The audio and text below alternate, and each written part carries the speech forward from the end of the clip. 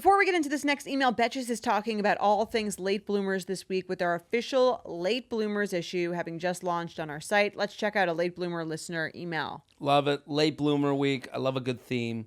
Who doesn't? Let's get into it. All right, I'll read it. Hey, J&J, love the pod and love you both. Long-time listener, first-time emailer here with a red flag or deal breaker for you. Getting shamed for your body count. I'm a 30-year-old... Burn him! We'll get him. I'm a 30-year-old woman and recently started seeing a guy who's also 30. Things have been going well. Fun dates, good convo, vibes were solid. We finally hooked up on our 4th date, and afterward, we got into a conversation about when we lost our virginity.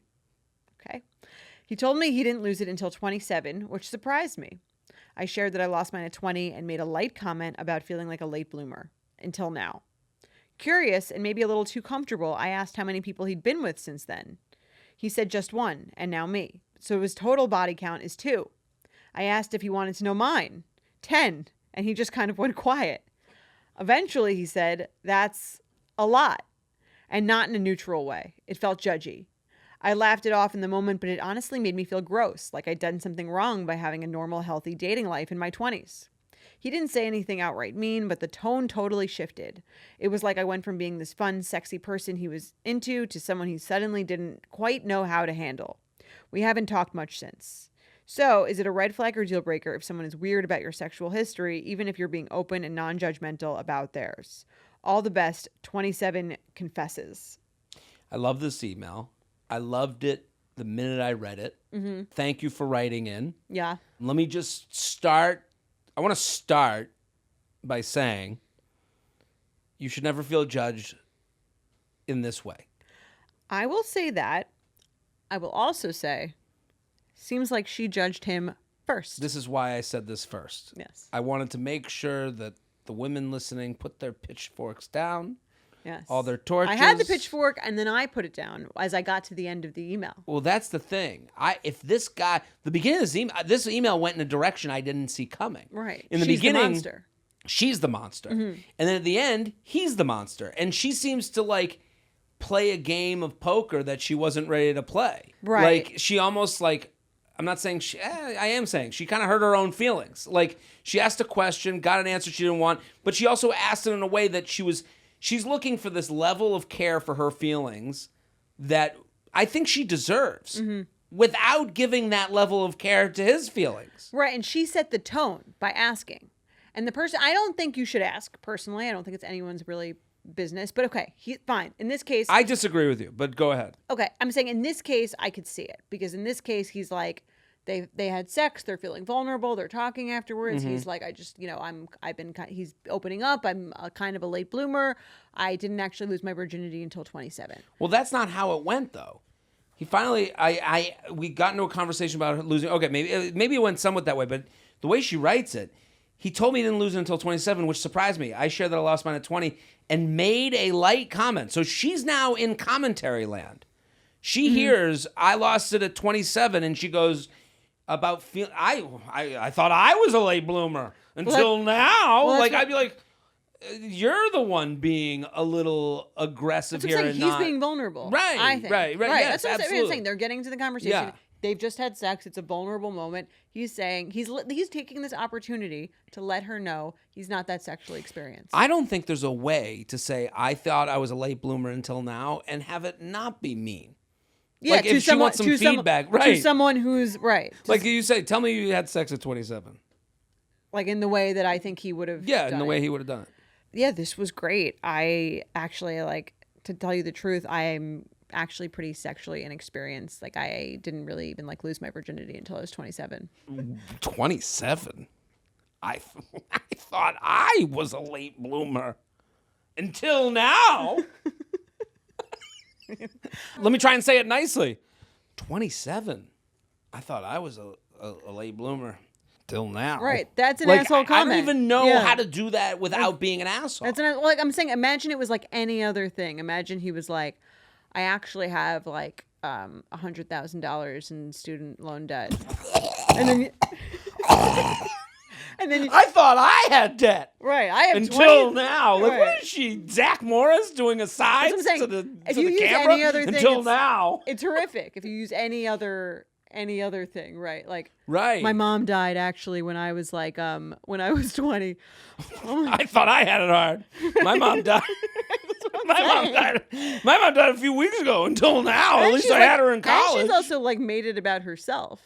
I mean, Yeah, like, this is. I mean, this is like, this is kind of tropey. This email. It's funny how much these like, as we get older, 2025. But like, this is like, every sitcom style like men and women argument, Right. where it's like you think you want to tussle. And then, how did I get my feelings hurt? Like, yeah, oh my she God. set herself up for this. Yeah, A little bit. And I don't think it's, the part I was going to disagree with you on is like, I don't think it's a problem to be like, just talk about your sexual history. Like, I think bringing it up, I think if it's relevant. I think it's pretty relevant if you just had sex. You just had sex, you're in each other's arms. I'm saying the number. Well, the number to me, it doesn't matter to me. If someone asked me the number, I was actually going to ask you this question, okay? Is the question, how many people have I slept with? Well, would you rather, okay, I'll give you 3 different answers to how many people I've slept with. Ask me how many people I've slept with. How many people have you slept with? You're actually the second one. Okay, that's an answer. Okay. Or, ask again. How many people have you slept with? About 162. Okay, that's a different answer. Okay, now ask it again. How many people have you slept with? It's so Lost many, count. I don't even know who even keeps count anymore. I'm fucking every night. Which one would you rather? 2 2? 162? Like to know it exactly? to 2. I think you said 2 people. Oh, 2 people. You'd rather the 2. Yes, I'd rather the 2. Okay. Now let me ask you. Give me the 3 different answers. Give me a little, give me a, Okay. and then give me the, I don't even know. Okay. How many people have you slept with? I'm actually a virgin until now. Oh, So just whoa, one.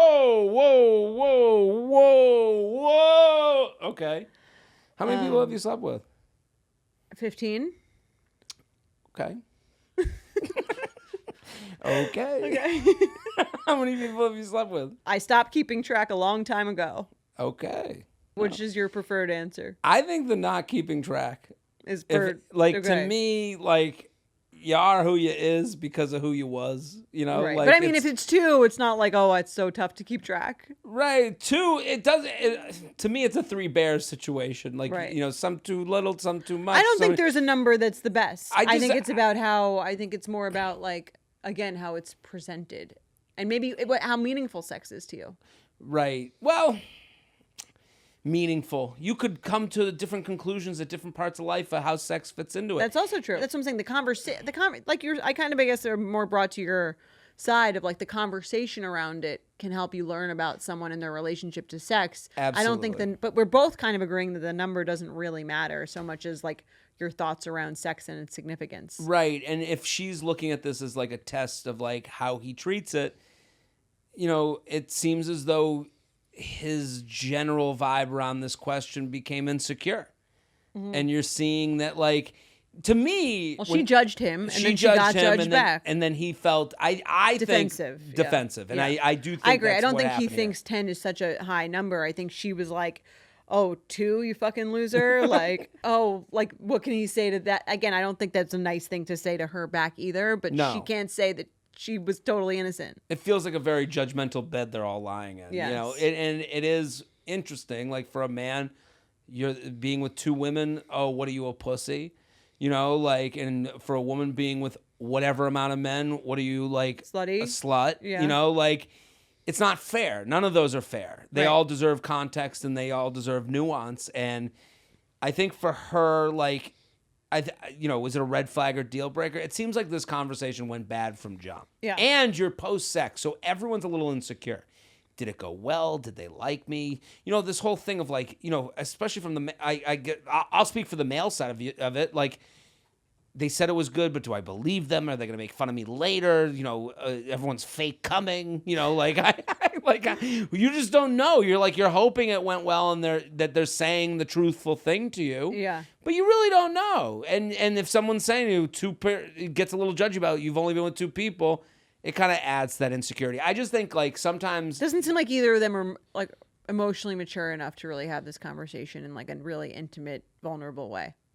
they're Maybe he handling is. it badly. Maybe he is, and he got defensive once he felt. Which means he's not. Yeah. You know, I think, to me, like, would you run away from this? Is this guy evil? I wouldn't. I would go back. If you had a great time on the date, you've been on 4 dates, this conversation went badly, you go, hey, I just want to, like, clear the air. I think a clear the air here is somewhat, you know, worthwhile. You had 4 dates, you got together physically, maybe if everything was good, like the red flag deal breaker premise is, if everything was good until this post-sex conversation that kind of went in this judgy direction from both ends, then, you know, maybe it's worth, like, hashing it out a little. Hey, I feel like maybe I came off the wrong way when I asked you about how many people you've been with. I think it's really nice that you were, like, willing to, like, be with me as your second person, like, you know, and special. But I did, honestly, and this is kind of the way you and maybe I came off judgmental from you, and I apologize for that. Right. But then I guess it kind of devolved, and then I felt judged by you. If you want to have a real communicative conversation, I think that would be nice. Right. And the question of how many people, I do think anytime this question comes into this show, I'm always assuming it's a young person's game. Like, right. Well, that's why 40, I said, like, I don't think you need to ask someone that question. Wouldn't even it's not really relevant. If someone asked me that, my answer would always be, I've never really kept count. Mm-hmm. And if I asked that, and I wouldn't even ask back. Right, because it wouldn't matter to you. It doesn't matter to me. Would it matter to you if the answer was 0? That's the only number that would matter to me. I actually... Not because you'd be upset about it, but because it would add a level of significance to what you were about to do. You might think about it more. I would think about it more. Here's what I need from any sexual experience. I wrote this down because you know what, I got it from Field, and the dating app, which I thought was great. I had a great experience on Field. I think it's a great app. But they had this thing you can write what you are, like what your preferences are. And there was one that I had to look up. I didn't know what it was, but I think this is my motto with sex. Maybe it'll help someone else. The GGG. You ever hear this? No. Good giving game. Good giving and game. Okay. It describes qualities a person should strive for in a sexual partner. Being skilled and pleasurable, willing to give their partner pleasure, and being open to try new things. I like that. Isn't that like a nice, on a site that you would think goes all sexual stuff? That sounds like a healthy sexual attitude. Yeah. Right. You know, good giving and game. And listen, to me, the good part, like, is all, you know, good relative. To one, it's all relative. Yeah. But that's your aspiration, is to be good, giving, and game. Right. We're always trying to be the best we can. Right. So maybe that helps her, Practice clear the air.